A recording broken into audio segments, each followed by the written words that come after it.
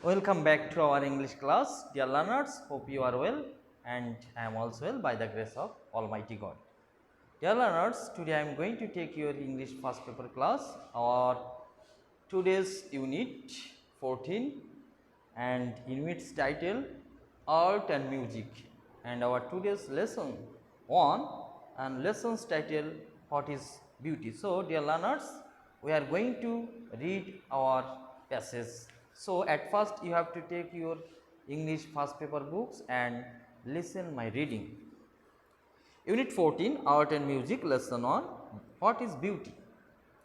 Beauty is easy to appreciate but difficult to define. As we look around, we discover beauty is pleasurable objects and sights in nature, in the laughter of children, in the kindness of a stranger, but asked to define, we run into difficulties. Does beauty have an independent objective identity? Is it inertia or is it dependent on our sense perceptions? Does it lie in the eye of the beholder? We ask ourselves. A further difficulty arises when beauty manifests itself not only by its presence but by its absence as well. As when we are repulsed by ugliness and desire beauty, but then ugliness has an mass, a palace in our lives as beauty, or maybe more as when there is widespread hunger and injustice in a society. Philosophers have told us that beauty is an important part of life, but isn't ugliness a part of life too? And if art has beauty as an important ingredient, can it confine itself only to a projection of beauty? Can art ignore what is not beautiful? Poets and artists have provided an answer by incorporating both into their work. In doing so, they have often tied beauty to truth and justice, so that what is not beautiful assumes a tolerable proportion as something that represents some truth about life. John Keats, the Romantic poet, wrote in his celebrated Ode on a Grecian urn, beauty is truth, truth beauty, by which he means that truth, even if it's not pleasant, becomes beautiful at a higher level. Similarly, what is beautiful forever remains true.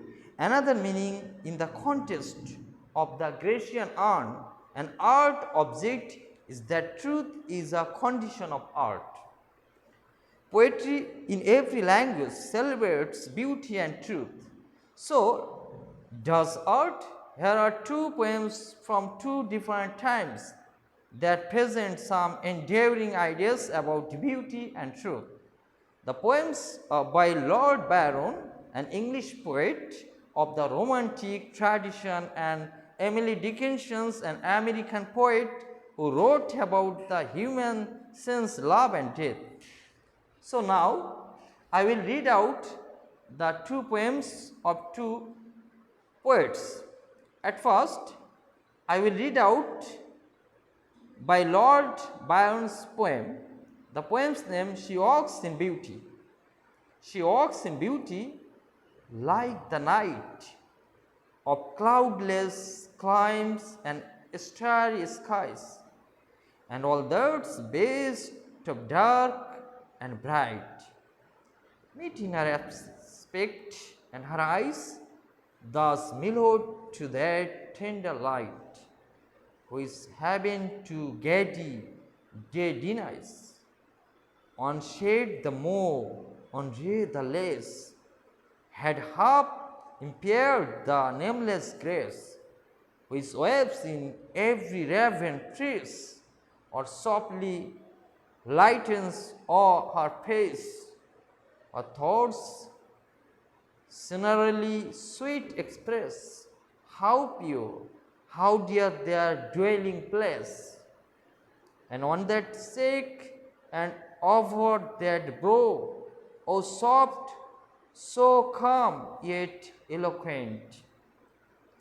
The smiles that win, the tints that glow, but tale of days in God is spent.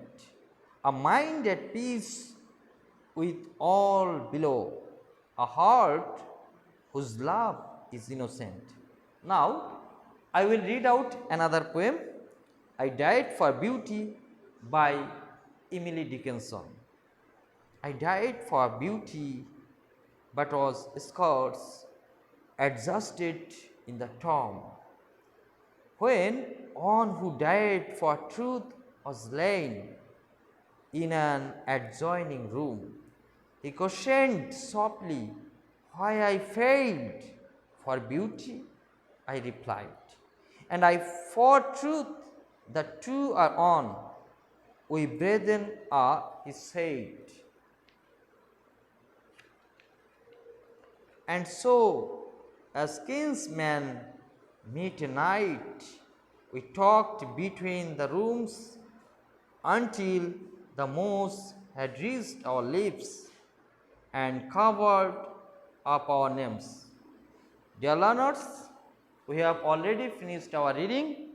I hope you have understood my reading and you will be improved by following our online based classes. No more today. Thank you so much for attending my English class.